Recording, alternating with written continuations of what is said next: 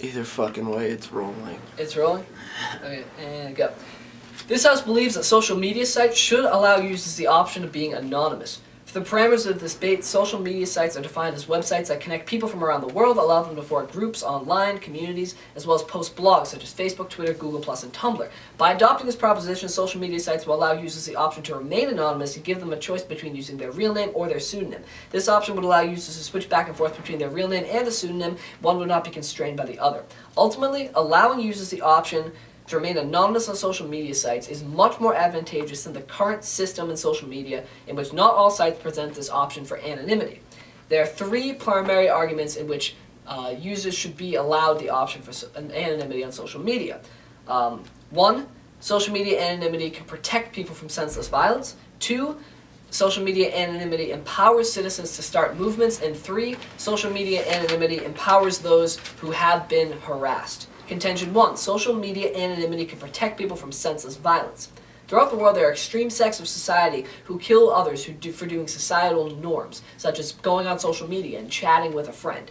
An example of this is in Saudi Arabia. According to Leslie Harris from the Center for Democracy and Technology, in Saudi Arabia, women often register on social networks pseudonymously because using their real names can be dangerous. In 2008, a woman from Riyadh was killed by her father for chatting with a man on Facebook.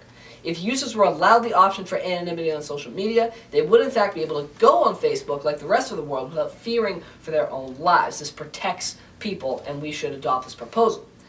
Contention 2. Social media anonymity empowers citizens to start movements. It has been said that Facebook is the new town square. It's a place where ideas flow and where people are interconnected and have the opportunity to enlighten one another. Whether or not they choose to identify by their real names, the ideas are still there. If there came a time in our lives when people were being persecuted by a government, we would not be able to start a people's movement in this new town square of social media unless we could do so anonymously. Identifying ourselves would not only potentially implicate us for treason, but also risk the safety of our friends and our families. History has shown us that this is true, and that anonymous activism can in fact change the world. Prior to the American Revolution, anyone who spoke out against King George would be considered traitors to the crown, and therefore anonymity was important to those who founded the American Revolution. Again, according to Leslie Harris, President and CEO of the Center for Democracy and Technology, anonymous speech was far from a rare thing before the internet. Alexander Hamilton, James Madison, and John Jay surely disagree. They published the Federalist Papers pseudonymously, and also the revolutionary pamphlet Common Sense was published anonymously, permitting Thomas Paine to engage in essential political discourse without facing charges of treason. If those leaflets and books did not have the option of being published anonymously, those inspirational writers may not have published them in the first place, or at very least they would have been apprehended by the British, and United States citizens today, or should I say those of the 13 colonies, would still be getting taxed without representation and people being put to death for their religion. Since social media sites are now the primary media to communicate ideas today, the option for anonymity should be allowed to empower and protect citizens of the world, just like those leaflets and books of the past that were published anonymously did. And contention 3, the option to remain anonymous on social media empowers and protects those who have been harassed. I'd like to focus this on people of marginalized groups, such as those in the LGBTQ community, of minority race, or those of unstable mental health. Throughout history, these people in these groups have always been subjected to bullying and oppression, and sadly this continues today. But for the first time in history, social media provides a massive outlet for these people, these marginalized groups, to come together in a virtual community to support one another through their struggles. But because these people have and always will be continuing to be subjected to bullying until further changes, they need anonymity to protect themselves on social media. Tumblr in particular has an entire section of optionally anonymous blogs for the LGBTQ community, in which those who identify in that community can share their experiences with others, as well as optionally anonymous campaigns for activism. One section of the blog is called Queer Secrets, which allows users to anonymously share their identity crises in particularly trying moments of being in that community. And furthermore, evidence has showed that sharing these experiences through blogs anonymously improves the mental and psychological health among users. According to doctors Azi Barak and Maren Bonil Nissim of Haifa University in Jerusalem, these participants who participated in the study were split into groups, and some wrote in offline diaries and some on anonymous blogs. You got 30. Those who did not reveal their personal identity or did so anonymously showed greater decreases in emotional distress. Tumblr is proof that those who remain anonymous on social media finally provides an outlet for those of disadvantaged groups who have always been oppressed to communicate, and ultimately improves their mental health and fosters community. And in conclusion, the option for social media anonymity protects people from senseless violence, empowers people to speak out against the government, and creates a support system for those who've been harassed. And for these reasons, I'm so proud to support the motion, and I wait your rebuttal. Alright, 502, nice. Okay, yeah, give me a minute here. Sure. Alright.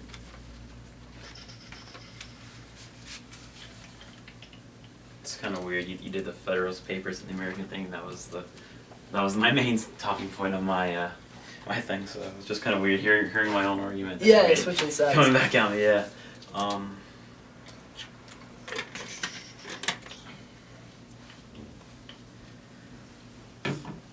Clocked in at 5:02.91, by the way, Scott.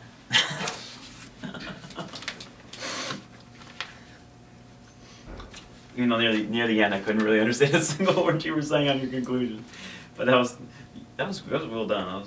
Oh, thank you. That was very very concise. All right.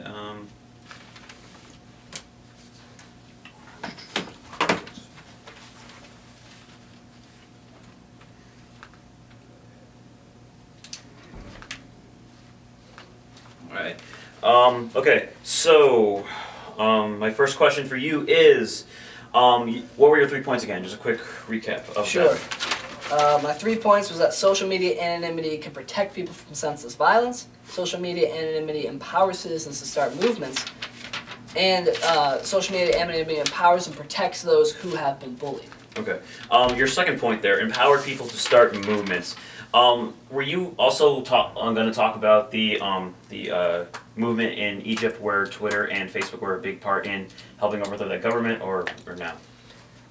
Not sure according to debate rules if I have to reveal future arguments, but Okay. it's always a potentiality. Okay, thank you.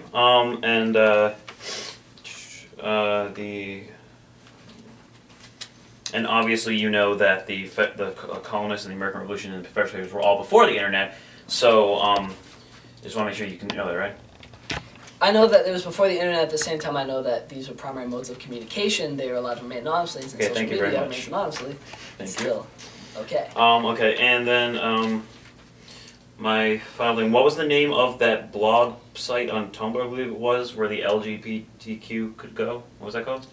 Well, it's an LGBTQ section of Tumblr, and the site I've talked about in particular was called Queer Secrets, in which people share their experiences anonymously. Okay. Alright, thank you. Cool.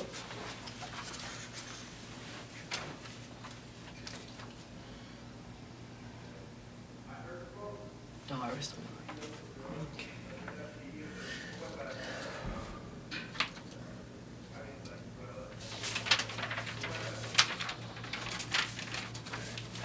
It's gonna be weird. I gotta do this while I'm holding this thing. Alright.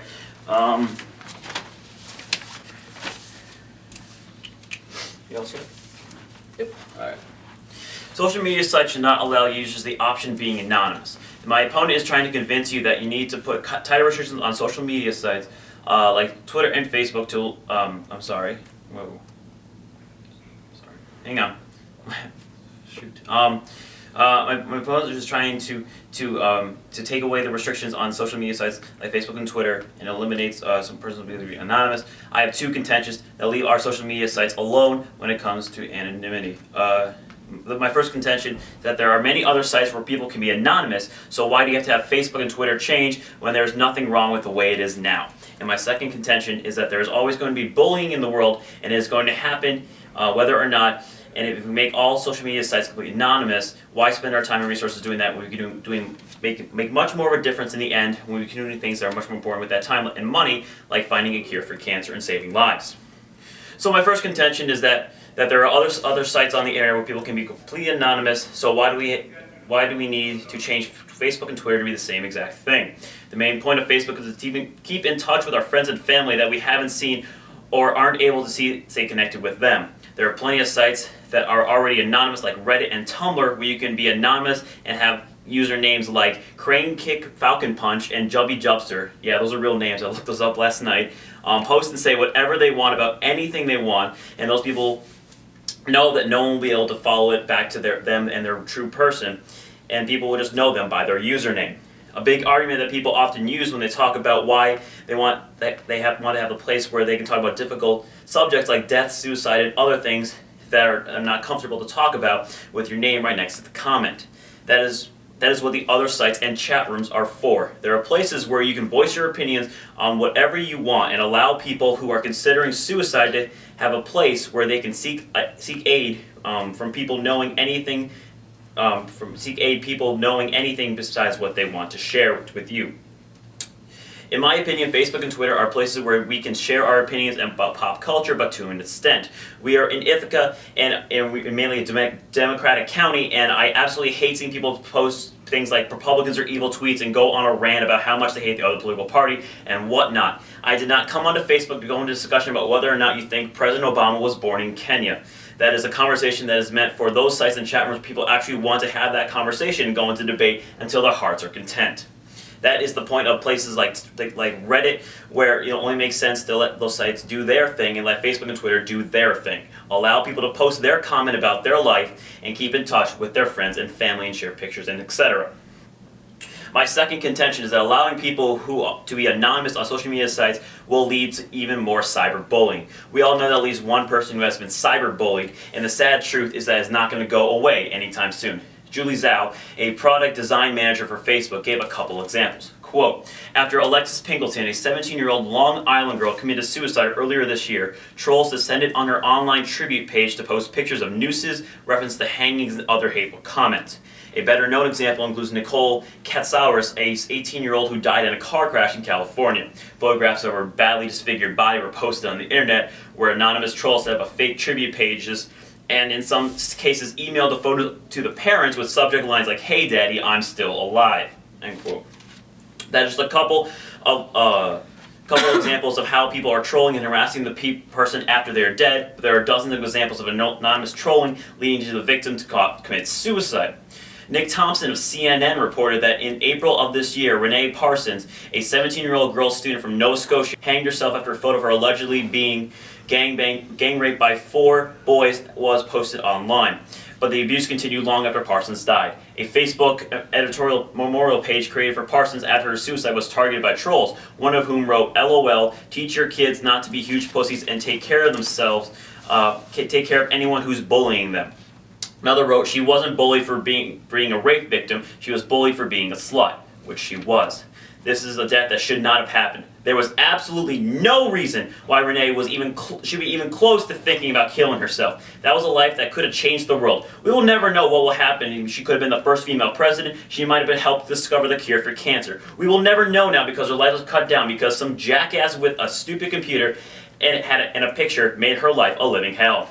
Anonymity is immoral. Tim Adams, a writer for the Observer, wrote, "Anonymity is the refuge for all literary and journalistic rascality. It is a practice which must be completely stopped. Every article, even in a newspaper, should be accompanied by the name of its author, and the editor should be strictly responsible for the accuracy of the signature." He is absolutely right. We consistently see people make wild claims and generalizations about people we do not know at all, and if the rumor spreads far enough, that person's reputation could be damaged, and you can never figure out who was the original person to make it up in the first place. I mean, do you know who invented the rumor that Obama was born in Kenya? We will never know that because as soon as it hit Fox News, MSNBC, and CNN, it became a storyline that would not go away. And there are many people today, including my grandmother, that think that our president is a Muslim extremist from Kenya trying to destroy our country. We need to do something to stop cyberbullying, and one way to do it is by putting the person's name next to the claim or comment, so we can go see the world as accountable or not. We can nip this thing in the bud, and hopefully we can save someone's reputation, or more importantly, save a life. 6:13 was the 10 seconds that we had in the middle. It's like 6:03. 6:03. I'll add intros and outros and cool effects. Will you? Thanks. I owe you for fucking up. And now I said fuck on camera, so that's gotta go too. You said it 3 times now. Fuck. 4. Keep counting. Alright. So what did you say that your 2 main contentions were? My 2 main contentions were that there are so many other sites where people can be anonymous. Why do you have to have Facebook and Twitter changed when there's nothing wrong with the way it is now? And my second contention is that there's always going to be bullying in the world, and it's going to happen if we make all the social media sites completely anonymous or not. So why spend the time and resources when we're doing more important things like finding a cure for cancer with that research and money? Okay. And what did you say the purpose of Facebook? was primarily? Purpose of Facebook is connect with let me find my exact quote here, but to sum it up, get in touch with your friends and family, share photos, and rekindle, friendships with people you know in high school, stuff like that. Okay. And did you provide any evidence that anonymity directly increases cyberbullying, as well as the fact that either that or any direct link between anonymity and increased rates of cyberbullying? Well, there were random anonymous trolls that would post onto those people's tributes and memorial sites, and the one where it caused that girl commit suicide was because because people were able to be anonymous. If that was the person's name, they wouldn't be. Okay. And did you provide any link between blocking anonymity and behavior improvement? No. Okay, thank you. That's all. Yeah, no problem. We're rolling. Okay. All right. 1, 2, 3, go. I'd like to begin by refuting some of my opponent's points and elaborating on my own advantages. My opponent stated that the ills of cyberbullying and suggest that anonymity would encourage this cruel act. We both agree that bullying will exist regardless of social media anonymity or not. However, I don't believe he has adequately proved that there's a direct correlation between allowing the option for users to remain anonymous and increased rates of cyberbullying. John LeBlanc is a medical doctor who has studied cyberbullying. Although he concluded that sometimes cyberbullying leads to suicide, unfortunately, he has also concluded that it is, quote, difficult to prove a cause and effect relationship between anonymity on social media and cyberbullying. Moreover, studies have shown that prohibiting anonymity on social media does not improve behavior. This has even been admitted by employees of Google+. Jonathan Zunger, an employee of Google, has stated that we thought that this blocking anonymity on Google Plus was going to be a huge deal, that people would behave differently when they were going by their real names. After watching the system for a while, we realized this is in fact not the case, and in particular, bastards are still bastards under their own names. I further contend that providing the option for anonymity on social media sites would empower people and provide a shield to this bullying that is going to continue no matter what, and denying any links that my opponent has stated because there are none. So I'd like to elaborate on the points that I've already stated, beginning again with empowering those of marginalized groups who have been harassed. For example, the LGBT community with the example of Tumblr and providing anonymous groups. For example, anonymity provides a shield against this bullying and allows them to come together in a support system. I have friends who identify as being in the LGBTQ community, and they stated that one of the hardest things they've done is come out of the closet because there's almost no one they can turn to in their personal lives because they don't want to give themselves away. However, with the option for anonymity on social media, with these sites such as Tumblr, Facebook, Twitter, etc., a person can instantaneously seek advice and support and share their experiences with almost 2 billion people on the internet without compromising their identity and safety. To put this in even more basic layman's terms, in terms of people who may be harassed because of something they want to give away, they want to keep it anonymous. If I had an STD and I felt uncomfortable seeking advice from my friends or my family and I didn't have immediate access to medical help, I would be able to use social media and the internet to anonymously ask a resource of 2 billion people for advice on this that I might not want to identify myself for. So to add to that point, preventing social media from being anonymous is to prevent them from seeking basic help. Furthermore, I'd like to elaborate on the point that social media anonymity helps people fight against oppressive governments and empowers people to start movements. This is just as true with the Egyptian Revolution 2 years ago. After 29 years of being in a totalitarian state and the brutal murders of innocent people by police officers, an anonymous Facebook revolution began when a person only known as El Shahid, which means the martyr, anonymously coordinated protests and brought people together, thousands of Egyptians, to end the injustices against this people. And just in 2 weeks, they were able to bring down this totalitarian state because of an anonymous Facebook revolution. If these people had identified themselves on Facebook, they would have been persecuted by the government, and these injustices would still continue today. In addition, my opponent failed to directly refute any of the 3 points that had been brought up, which is that social media helps prevent against senseless violence, social media helps empower and start movements, and that social media protects people who have been marginalized. He has not proven any direct links between increased rates of cyberbullying because of anonymity, as well as prohibiting anonymity on social media to improving behavior. And furthermore, he stated that the purpose of Facebook is to connect people together and share with their friends. However, Facebook also provides resources to form groups and blogs and similar attributes to Tumblr and other social media sites. So it can serve the same function to provide a shield from bullying and expressing oneself, and this is why we should adopt this proposal. I'm proud to support it. Alright, 358. 358. Okay. I'm gonna need a minute here. Sure. I don't think you need to. No cross-examination, right? No. Okay. Oh, no. Okay. Is that still going? Yep. Okay.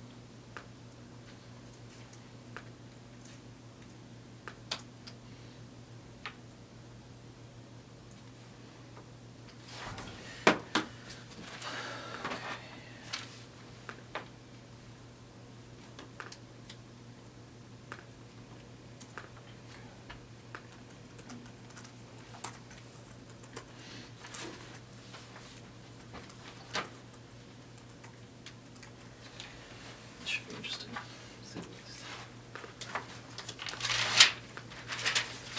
That's so good.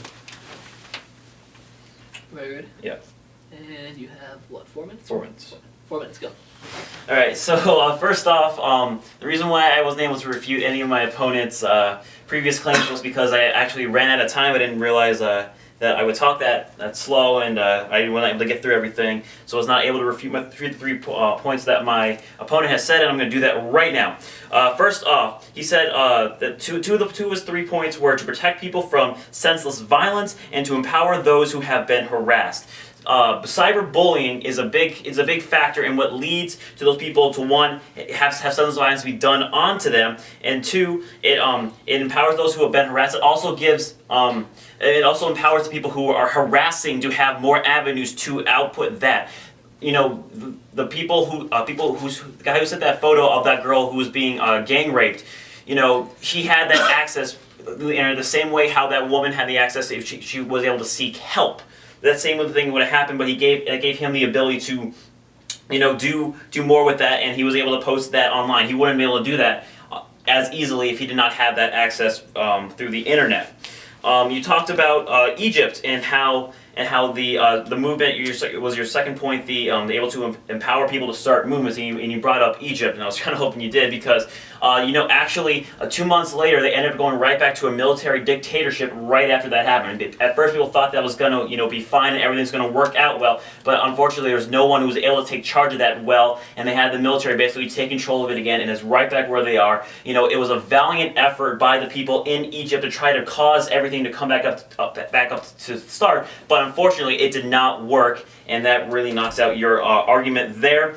And the cyberbullying knocks out the other 2 points, so you do not really have much of a leg to stand on because I've knocked out all 3 of your points. And for your other arguments about Saudi Arabia, it gives them gives the women ability to talk on Facebook and and have their voice heard. It also gives those governments a place to spread propaganda. They can have fake aliases, people have or employ people to have their names put up and say, oh wow, the South Korean government or the Saudi Arabian government is great. They let me do this, they let me do this, and it makes people around the world think, oh well, then these people are fine. There's nothing wrong with it. But actually that is that's just bringing propaganda. It's allowing people to like the Saudi Arabian government, and they're not knowing what's happening to the people, to the women in Saudi Arabia, and how they do not actually have a voice. I do have to agree with you, though, that you made a great point about how the place like Tumblr, the Queer Secret was what you said. It helps with the mental health of people, and it decreases emotional distress. Yes, it does. But the thing is that it also can bring people to those sites who can post whatever they want because it's anonymous. So you can have a person who is 100% Christian and thinks that every single person who is gay, lesbian, church, all of those, I can't think of them all right now, LGBTQ, they're going to attack them the entire time and put more hateful words, and that is also a form of cyberbullying. Second.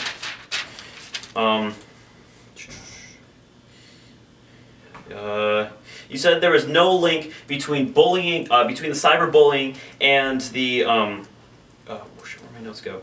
There was no link between the two, but when you say that the internet is able to be a shield, but it also can be a sword, a double-edged sword that can hurt the people who are being damaged. I'm sorry, singles are not double-edged, but it hurts the people who are being attacked, and that is why I believe I won this debate, because I have knocked down all three of your points, and I have proven that cyberbullying does lead to people doing terrible things like committing suicide with that, and we should not allow more people to have any more senseless deaths because of online jackasses who are able to be tough on the internet. Okay. I'm guessing it's like 406 or something like that. We don't know how, based on the camera malfunction. You can probably review it. All right, cool. Thanks. I probably have like a minute of prep time left. Okay. Oh, damn. Sorry, guys. It's all good. I need to do my final thing.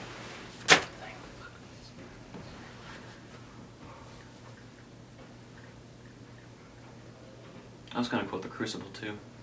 Oh, that would have been cool. Yeah, I was doing the John Proctor, It's My Name, Leaving My Name.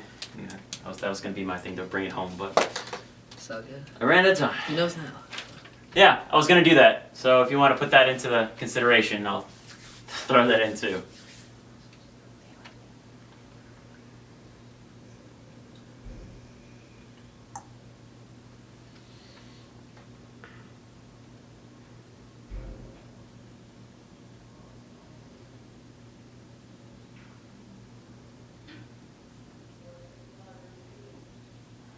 Okay.